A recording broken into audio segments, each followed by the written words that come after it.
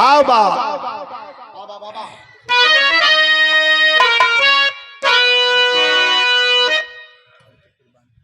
बड़ा सुंदर कवि जी भाव लिखत हवन।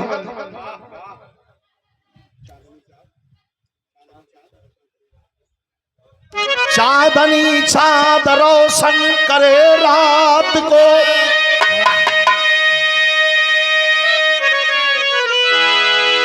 नारी का मर्द कहलाता श्रृंगार है। पूर्ण पानी से गंभीर बहती नदी, गोद की रोशनी पुत्र अवतार है। के पार अमराई से वृक्ष लद जाते हैं,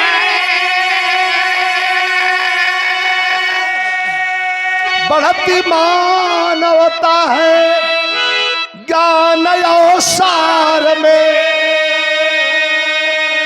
नाम सरनाम का तथ्य है जिंदगी, जिनकी चर्चा न जाती है संसार से।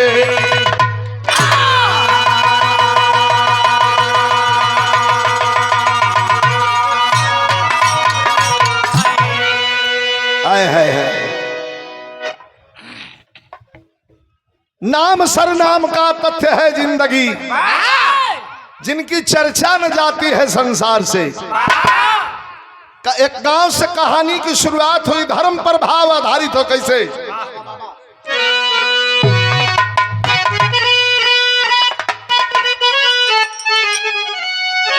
है उस्ताद हमारा रामदेव गाँव कागा तो मास्टर क्या मदिरा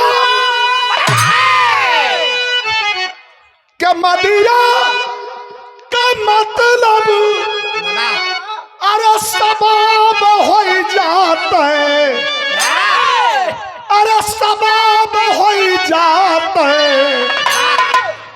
तक कटवा से अलग गुलाब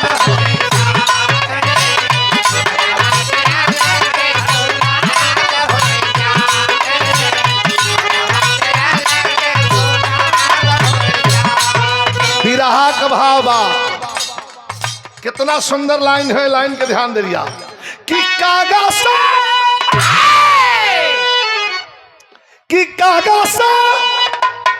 कोयलिया का गीत नहीं मिली रहे। कागा से कोयल के गीत का अपेक्षा जब करबा तो खतरा हुई कि कागा से अरे कोयलिया का गीत नहीं मिली है। खोजल बजरिया में गीत नहीं मिली है।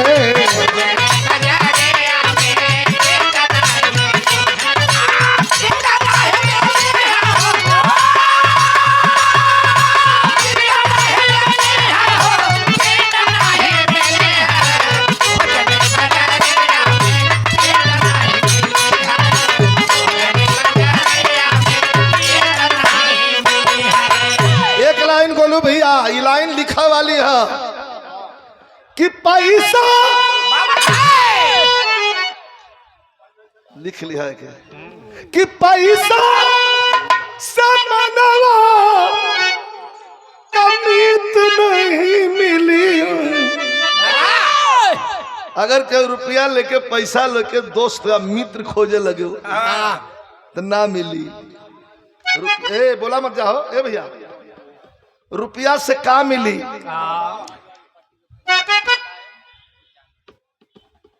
बिकाए वाली सामान, मार्केट में बिकाए वाली सामान मिली। धन्यवाद। कैसे? क्या पैसा मनवा कमीत नहीं मिली है। हो चले बजाइया में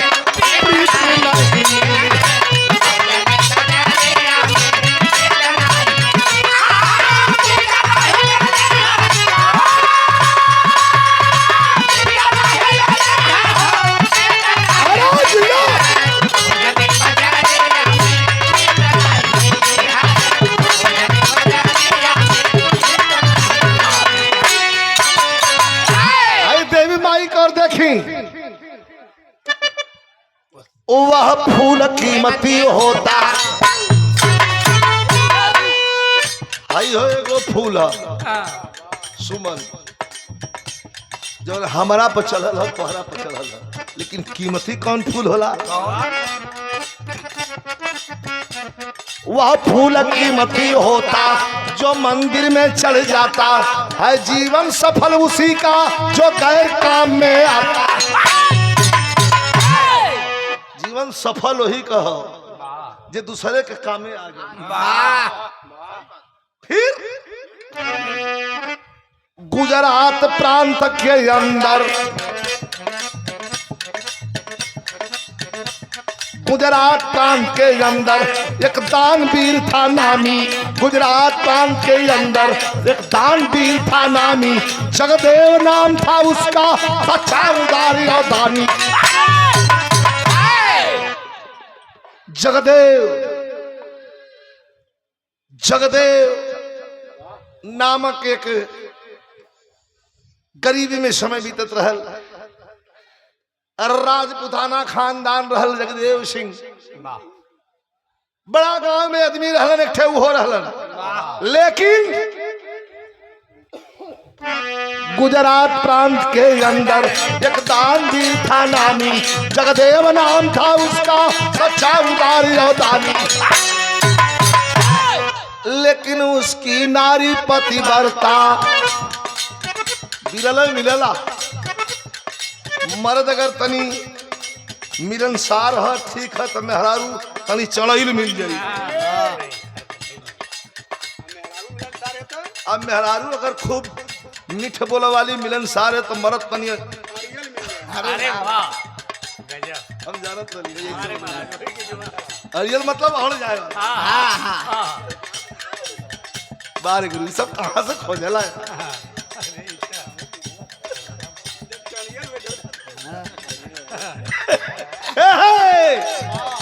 अरे उसकी नारी पतिव्रता पति साथे धर्म निभाती। उसकी नारी पतिव्रता पति साथे धर्म निभाती। हर दिन दुखियों की सेवा अपना सौभाग्य बनाती। लेकिन सच्ची राह, अरे सच्ची राह बिना सच्ची अरे नीत नहीं मिली। खोजले बजरिया में प्रीत नहीं मिली।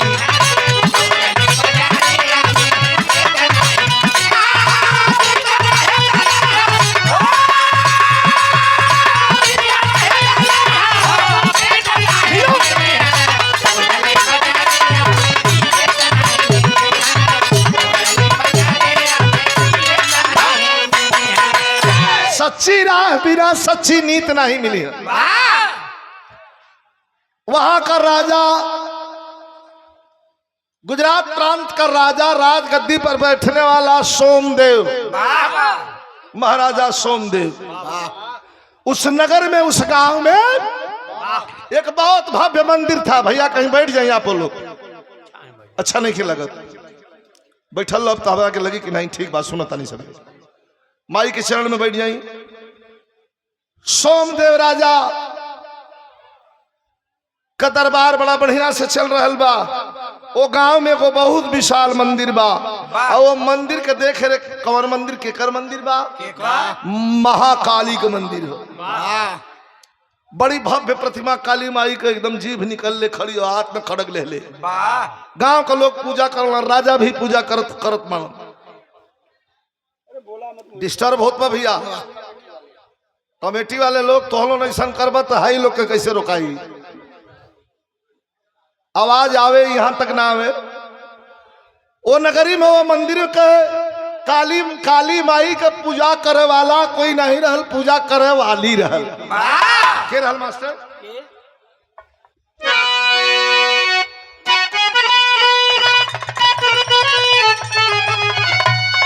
के रहल वही नगरी, के रहल वही नगरी में भाटी न एक सुधारी सजनी। अरे सजनी रे, अरे कंकाली काली कर भगतिया सजनी रे।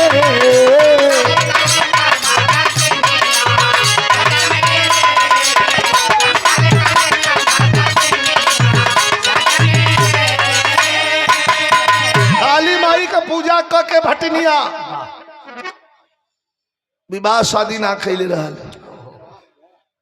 उम्र ओकर 40 के पार जात रहल, खाली रात दिन पूजा, बस पूजा पूजा पूजा। एक दिन ओकरा मन में आयल, कहा चलल के एक दिन भाटिन गैया न बददाना आ गई वही नगरी के राजा का समानावा के राजा दरबार में जा राजा के समानावा सजनी रे, अरे गाव जगदेव के कीर्तिया।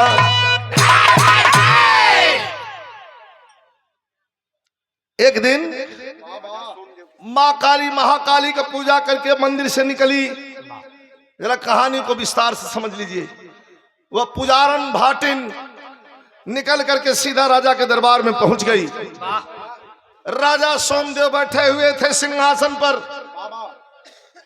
राजा सोमदेव कहलन कि ए माई आइए गईलू तो खा चाहिए तोहरा के का देवा हो, तू ना देवेला खुआ के कर कीर्ति गावत पा मास्टर।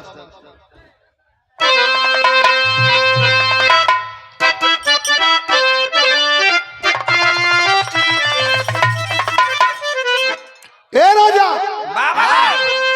के चमका तानी राजा के सामने भटनिया कहतिया, बोला मत हो ए दवा सुनाते के तका उनके कौन पंचायत रुक गई है सुना जोतले बड़ा मर्दवा। हम सोचले इशारा से मना कर दें, लेकिन तू लाग गई बड़ा तो भैंस बेची के मन कहता भटनिया कहता के राजा कि चमकल तानी कि चमका तानी सितारा सारी नगर में। एक तानी है, कौन है? अरे चमका तानी सितारा सारी नगर, सारी नगर, सारी नगर में। अरे हाँ सारी नगर में, अरे हाँ सारी नगर में। कि धन्य कि धन्य कि धन्य जगदेव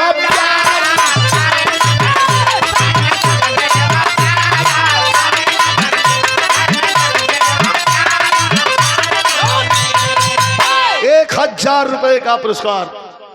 चमका दानी सितारा सारी नगर में, धन्य जगदेव प्यारा सारी नगर में। बाबू विवेक सिंह उर्फ गोलू सिंह, ग्राम सभा लपसीपुर, जनपद आजमगढ़, कारोबार गोरखपुर और लखनऊ में चलता है। भैया के बहुत बहुत धन्यवाद, नमस्कार, प्रणाम। कहा कि राजा सिंहासन से उठ के खड़े हो गए, कहते हैं तू किसका नाम ले रही है? कौन दानी, कौन जगदेव? कहे वो जगदेव कि जो जगदेव के घर में भोजन करने के लिए कुछ नहीं है, अन्न नहीं है जिसके घर में, तू उसकी बात कर रही है। तब कहलस क्या चांदनी सी फैली जगदेव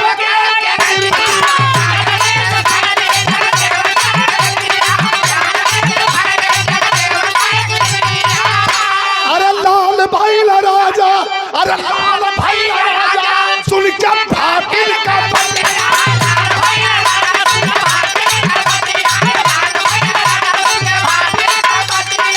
अरे जान भूला तुम्हारा सारी नगर, सारी नगर, सारी नगर में। अरे पागल क्या बकवास कर रही है, तुम्हारा ज्ञान भूला हुआ है। किस जगदेव की बात करें जिससे घर में खाने के दाने नहीं है, उसको दानी बता रही है। जिक्र ये बेला को बेला खर्ची नहीं बा उसको दानी बता रही है तुम। राजा की बात सुन के भाटिन मुड़ी हिलोलस कहे हाँ सरकार, धन से दान ना होला, मन से दान होला। क्या कहना क्या चाहती है? क्या तुम्हारा ज्ञान भूला है? तू पागल हो गई है? तो राजा कहते हैं क्या?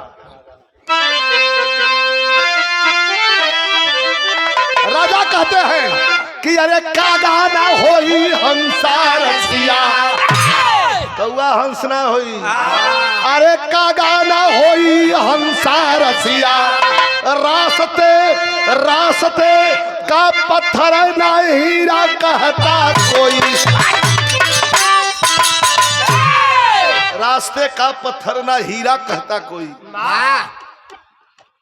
एक बात बड़ी बेजोड़ कलस, वो जमाने का तर्ज बा, कौन दुल्हन का दुल्हा भांगेड़ी रहा,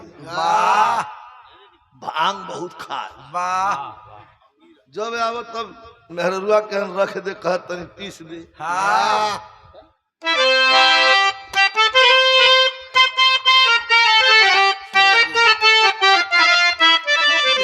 अच्छा अच्छा का कहे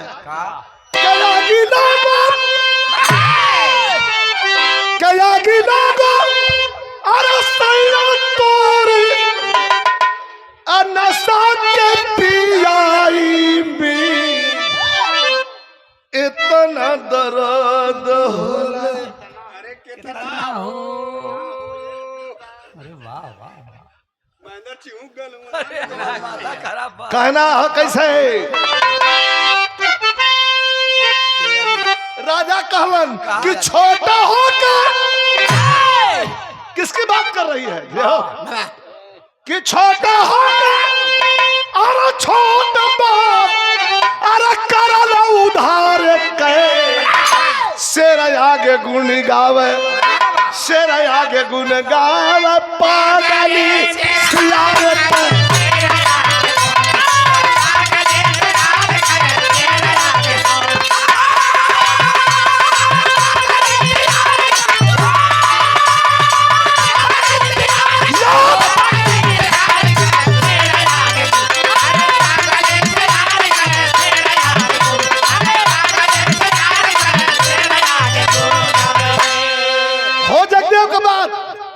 राजा सोमदेव कहते हैं कि राई नहीं पाई, राई सरसों राई नहीं पाई, अरे पर्वत का सितारा अगल ही ना होई कबो सारा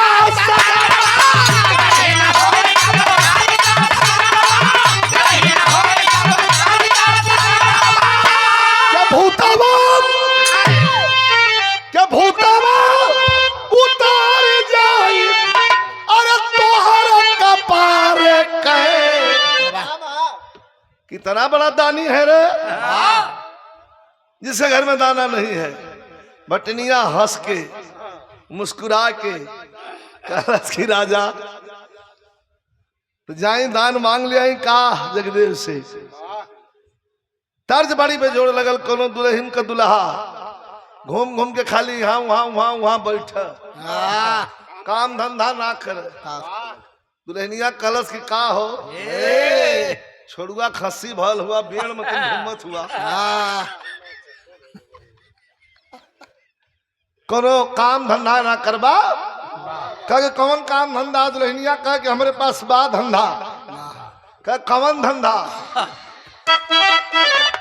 दुल्हनिया कह कि चला राजा मैं के नैहर हमरे चला, पीछे बड़ा बढ़िया धंधा बा, रोजगार बा। कौन? कि चला राजा मैं के, अरे नौकरिया लगावाई दे,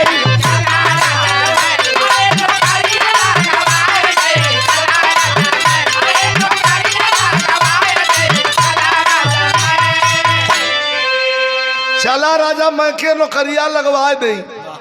नौकरिया कौन है भैया? अधूरा है नौकरिया पर भाई, अधूरा गनवा अधूरा है, नोट अधूरा ना, नोट तो पूरा है। गनवा अधूरा है कैसे? कौन नौकरी लगेबू? काकी खाची थमाई गई खुरपी थमाई गई अरे गहना तो गढ़ के बताई गई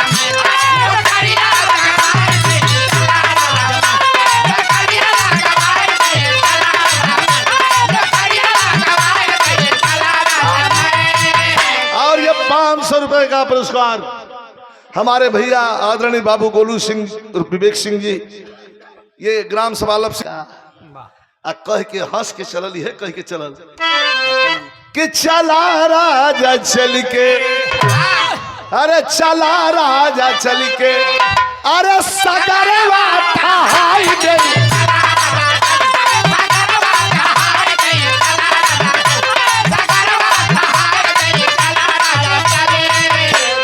जात हई कहा कि जाती हूँ जगत जाती हूँ जगत से सदान मांगे जात हई लेकिन चाही का लग जाए छल्ला अरे तू ना दिहा बस इतना बता दे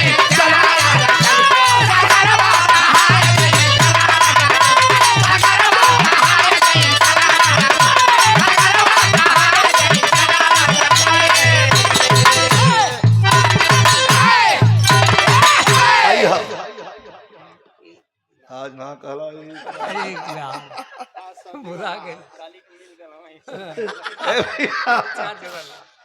कि जाता नहीं हम दान लेके आओ तनी तू दूना दे दिया अगर वो 1 हजूरी दे तो तू 2 हजूरी दे दिया अगर वो 5 हजूरी दे तो तू 10 हजूरी दे दिया अगर वो 1 खांची दे तो 2 खांची दे दिया वो 1 बैलगाड़ी दे तो तू दूना दे दिया राजा खखा के हंसल बतावा कल बस दूना लेबे अरे महाराज हम गाड़ी खड़ा कर ले दादा हो दादा बतावा हे दूना के बात कर जो जो जो जो जो जो जो जो जो जो मांग के जगदेश से लेके आओ कार हंसत हो खखा के अब पूरा दरबार में ये बिरहा से लाइन से मिला तब भाव क्यों के देख के हंसे के ना चाहिए भाई हंसा कभी कई गो रीजन है बहुत हंसी आवे मन जब प्रसन्नचित होला त आदमी हंस लेला एगो हंसी होले कि व्यंगात्मक होले माने केहू के काम करत देख के व्यंग से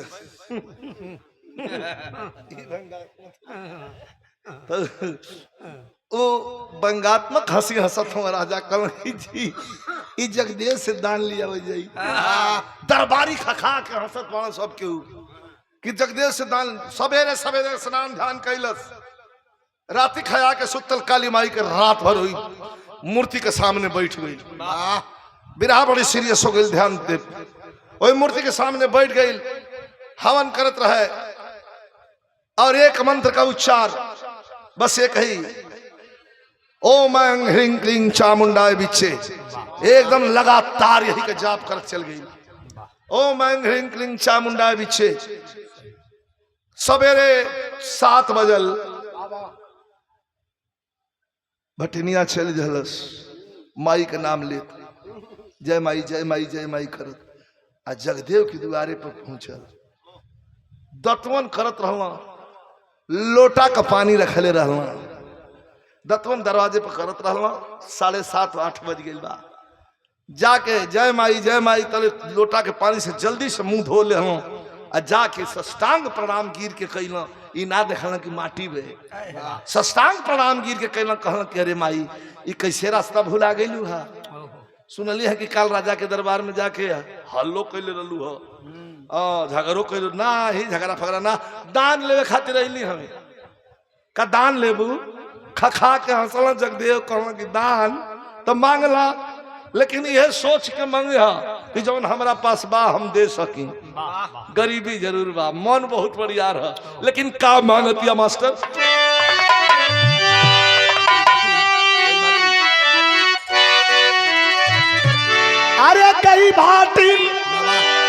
अरे कई भाटी वही जगदेव के समनवा तनवा मांगले। अरे गई भाटिन जगदेव के अब समनवा तनवा मांगले। का देबो का चाहता तो कहते कि दे दानी अपन तनवा तनवा मांगले।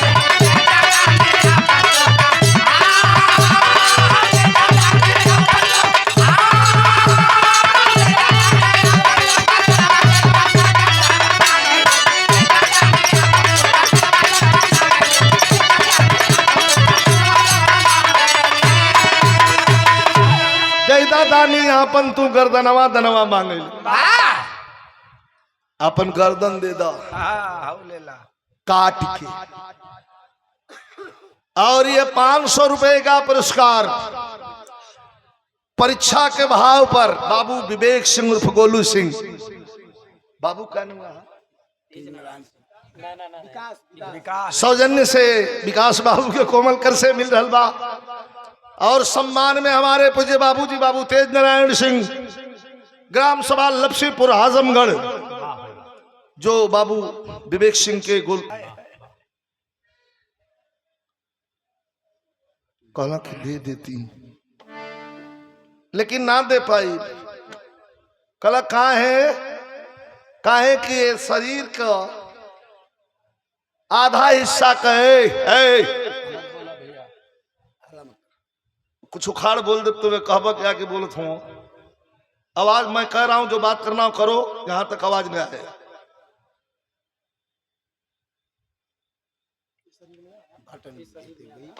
काहे कैसे दे दे ये शरीरिया के आधा अंग का मालिक हमारा दुल्हन है। ये देखिए भाव ये हमार खाली नहीं खे ये हमार कब तक रहे कि जब तक हमार बियाह ना भई रहे। अब बियाह हो गई जब ते कर आधा का मालिक उहे बाड़ी एके हम नष्ट कैसे कर दी। जगदेव तब कहते तब जा उनको से पूछ लो ओ जब भटिनिया खड़ी बा जय माई जय माई जय माई जय माई ओ मैं किंग चामुंडा पीछे जय माई कैले बिया। जब अंदर गई ना जाके कहत दुल्हन रोटी बना तड़ी सब्जी चढ़ल रहे सवेरे सवेरे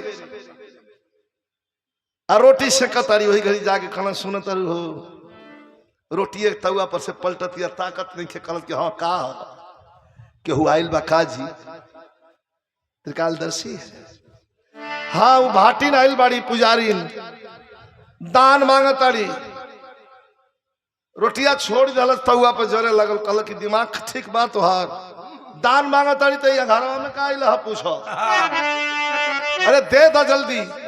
तब बोली नारी स्वामी मेरे क्यों तू देर लगाते हो घर में आते जाते वक्त करे आप कहीं मर जाते हो। जितना देरी में वहां से अला उतना देरी में अगर तू मर जाता पर प्राण छूट जाई तो का होई कि अरे कर्जदार हो जाता तोहरो तनवा तनवा मांगले जल्दी सिरवा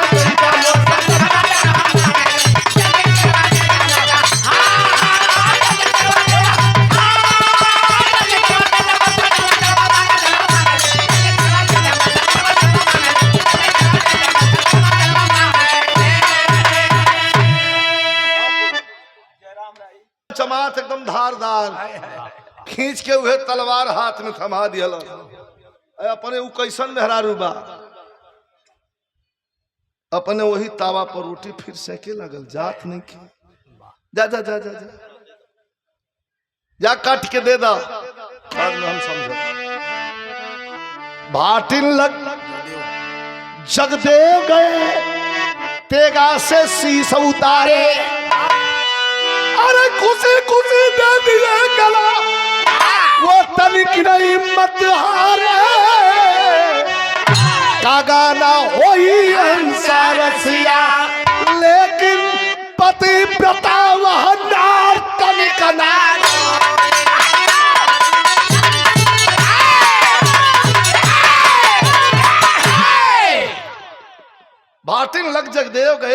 से शीश उतारे, खुशी खुशी दे दिए गला वो तनिक में हिम्मत हारे, लेकिन पतिव्रता वह नार तनिक ना रोई, इको बूंद आंसू ना गिरल।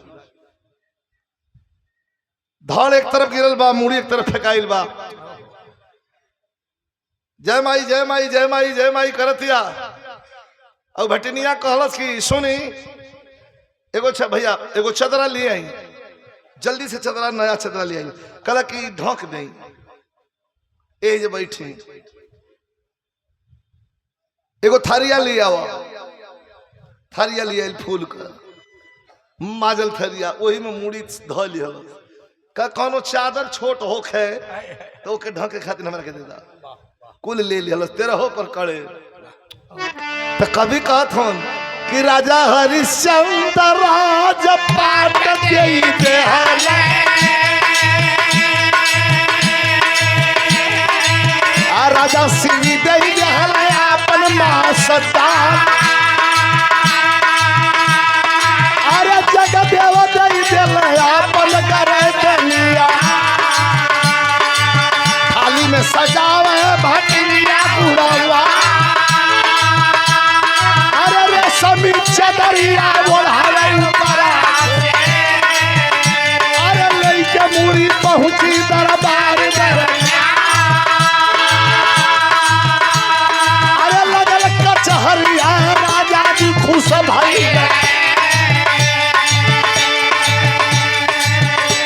राजा खुश हो गई। थरिया में है इतर ले हले, चलल चल आवत हो, खखा के जोर से राजा हंसल, संगवा संगवा चमचवा उरी तेज हंसत हो। कब को देखले होगा कि मलिकार के झूठाऊं अगर हंस दे तो चमचवा समझ ना पाए कि हंसावा का है क्या, लेकिन वो मैंने उनके हाँ में हम खुश कर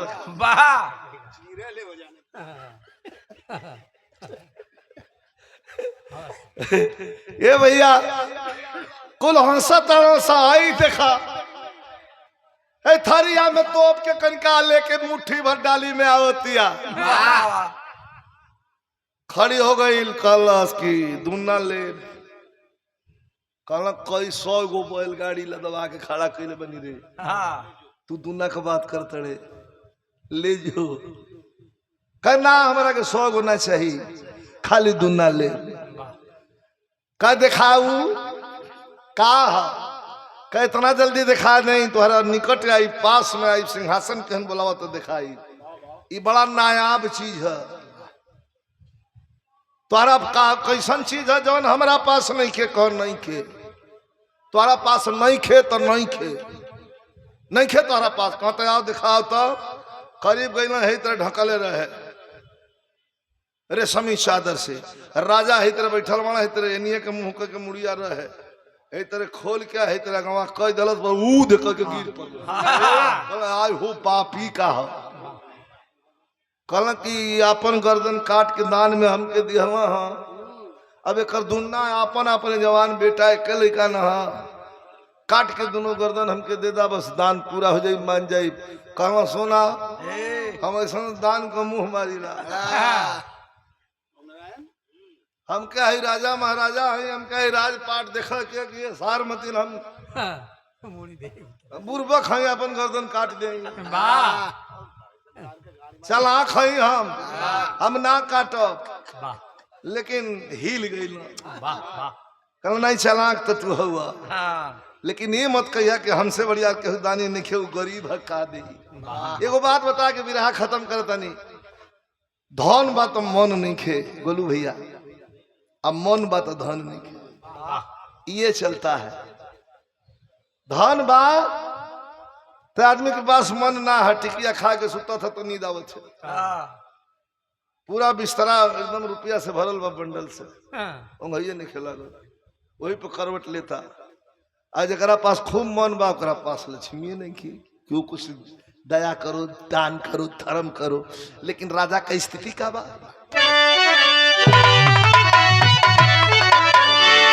अरे दौलत के आगमंड में भूलाई गई त राजा दानी का सागर सुखाई गई।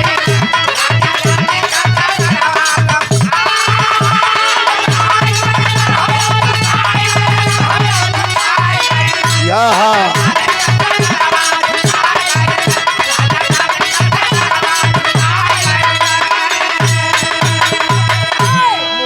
दरबार से चल दल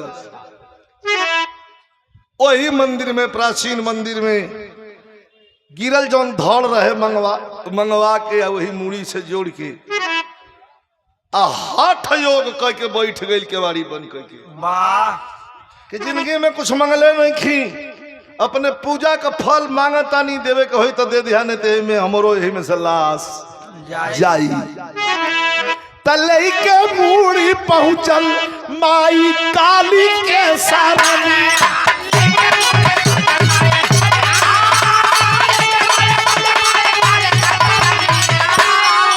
अरे माने अरे माने जगदेव से तब माई का जीवन,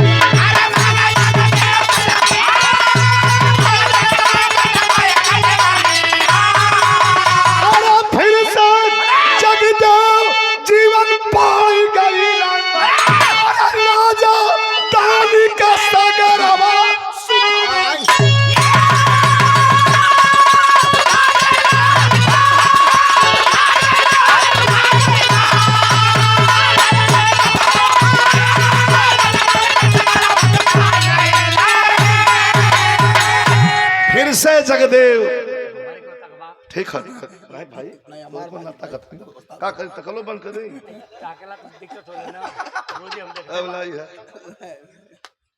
वो कोनो रह बैठल लगी रोड तो रह।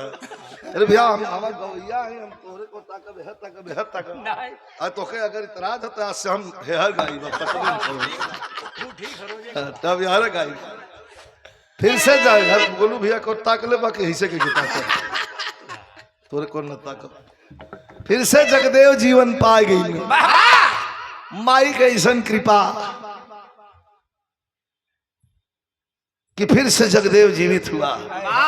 ये हिंदुस्तान का इतिहास है और धर्मधारी धरती है। गुरु बिहारी गुरु गणेश जी डूब गए हैं गम से, रामलाल गुरु बच्चन चंद्रिका आंसू है कलम से, गाना वही हंसा रसिया रामदेव विजय लाल दुनिया में पीर कोई।